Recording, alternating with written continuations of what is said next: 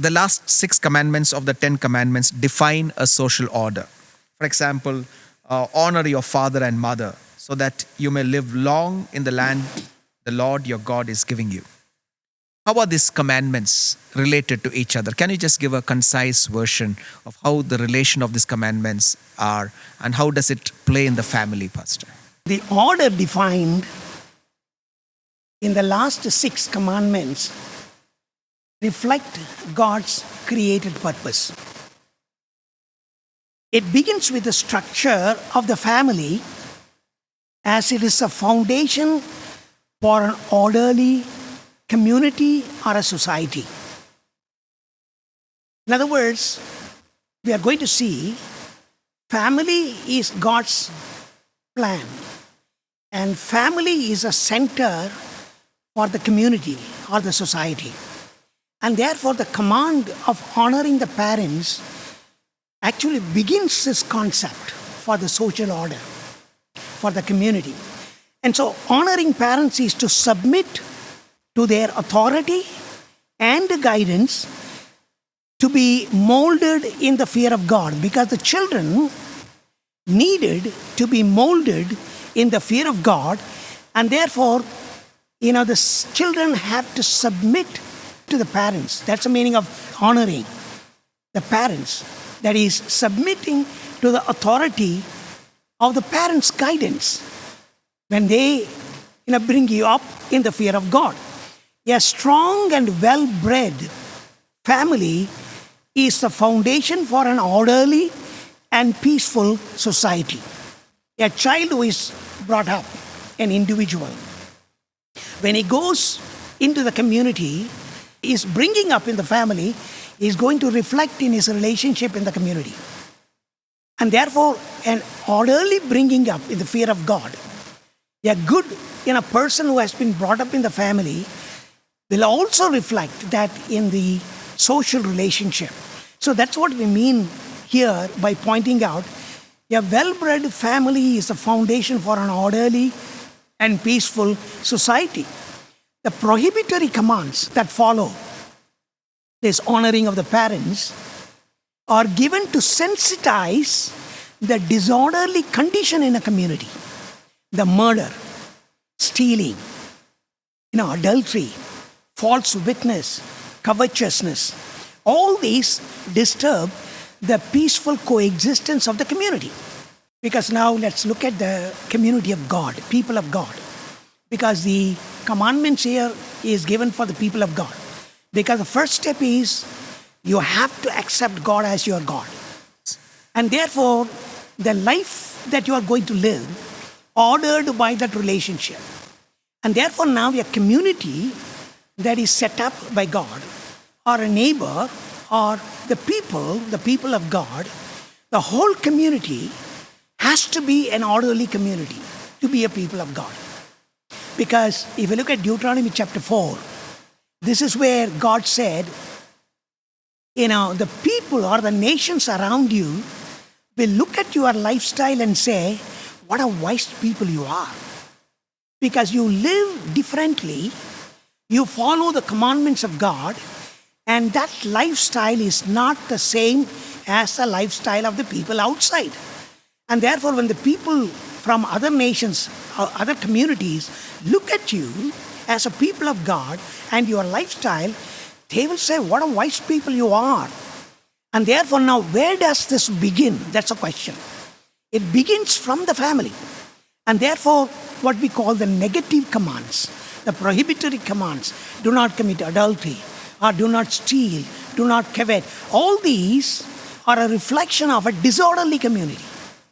And if the family is good, well-bred, and then that will be reflected in the community. And therefore, you have this beginning of the family moves to the community and expresses and shows what could be not acceptable in the community and what could be things that would disturb the peace of the community and disturb the testimony of the community as God's people. So these commands are given. That's a relationship that you'll find with the honoring of the parents, the 5th command, and the rest of the commandments. Let's talk about the family now. Family become the core model. It's a model for the development of the community. The word family is a modern term because in the modern term, we look at father, mother, children as a family. But in the Old Testament term, a family is a household that included not only parents and children, it included concubines, it included slaves, it included, even the animals. That's part of the family. And therefore, it is a very large section of the family that we are talking about. And therefore, the Old Testament idea of the family is bigger and larger than what we in the modern world would consider as a family. In the creation story, it describes Adam and Eve as a model for the relationship later among God's people. In other words, if we look at God's people, what kind of a relationship expected? And the relationship expected could be, seen from the very beginning when God created Adam and Eve. Adam responded enthusiastically when Eve was brought before him. The Bible says, if you look at that chapter, he sang a song. It is a love song. She is the flesh of my flesh, bone of my bone. So it is an enthusiastic, welcoming of an individual as a partner. And what you see there is the relationship in terms of one flesh. That is, the unity in spirit and flesh. And secondly, this is where God is giving them a blessing. Be fruitful and multiply.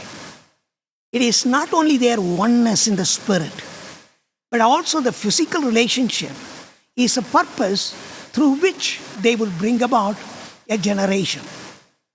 And when you come to, in a prophet Malachi, in Malachi chapter 2 verse 15, he speaks in the context of the young men, being unfaithful to their young wives. And what he points out is, has not God created one man for one wife? And why did God do this? And he points out it is to bring about a holy generation.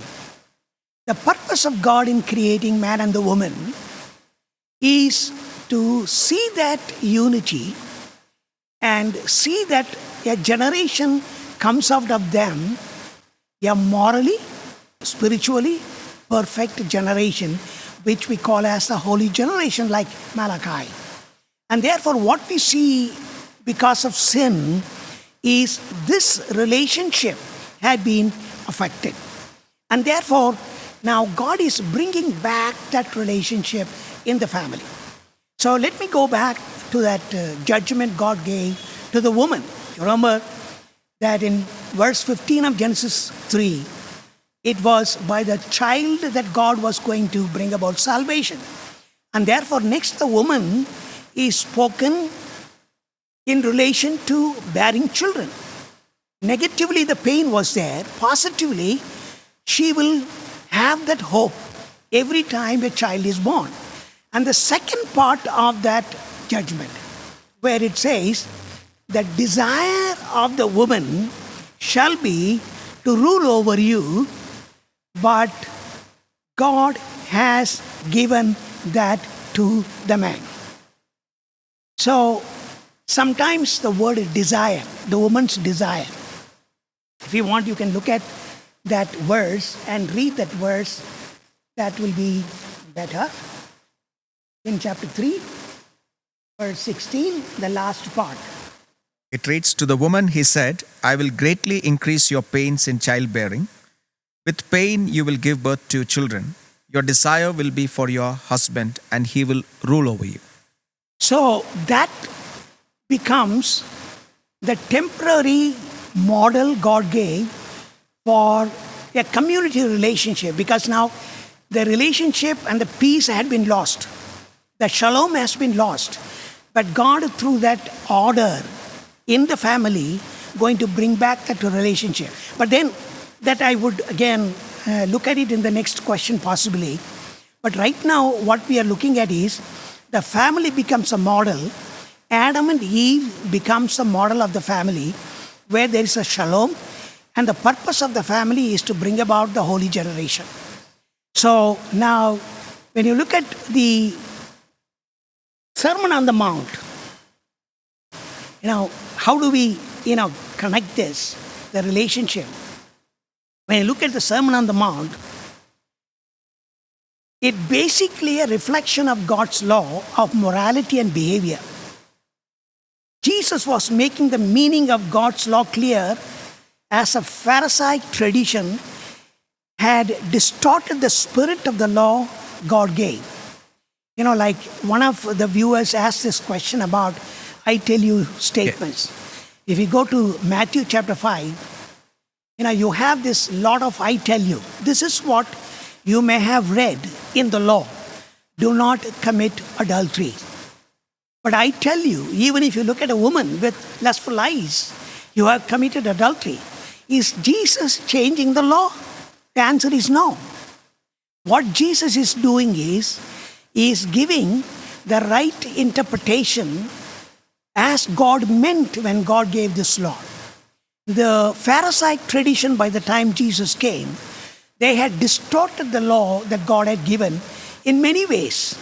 And therefore, the Sermon on the Mount, the I tell you statements, Jesus' explanation of these laws is to give you the right understanding of what God meant in terms of relationship, in terms of morality, in terms of justice, and in terms of ethics that we need to have in our relationship. And therefore, the laws that you see in 10 Commandments, the latest 6 laws, it begins with the family and the relationship within the family, and how the family becomes God-centered, and from the family, the society, learns and lives without any chaos.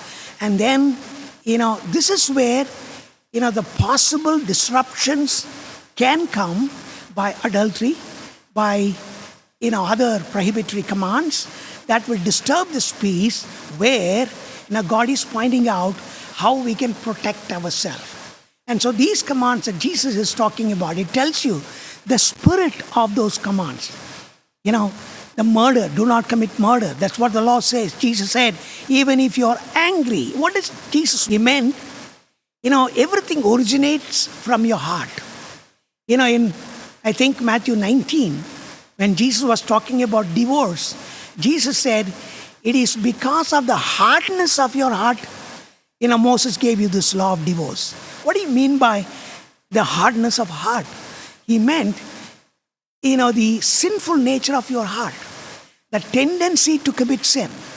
And therefore, the tendency to commit sin is there in us. But this is where, how to protect ourselves as the children of God. The fear of God, God is watching over me and my relationship with God, and therefore reflecting God's character, reflecting that holiness of God in my life. I have to, control my intentions inside first. As Jesus said, anger begins within your heart. And you have New Testament teaching. In Hebrews we read, by the evening, let your anger go down. So that don't brood over it and sleep. Because next day you may get up with the same anger, go kill your neighbor. The bigger action of sin is because you have already had that within you. And therefore, sin originates from your heart. And therefore, the fear of the Lord, when it is taught in the family, when the child is brought up in that fear of God, he can live as an adult, as a testimony to God's holiness and the character.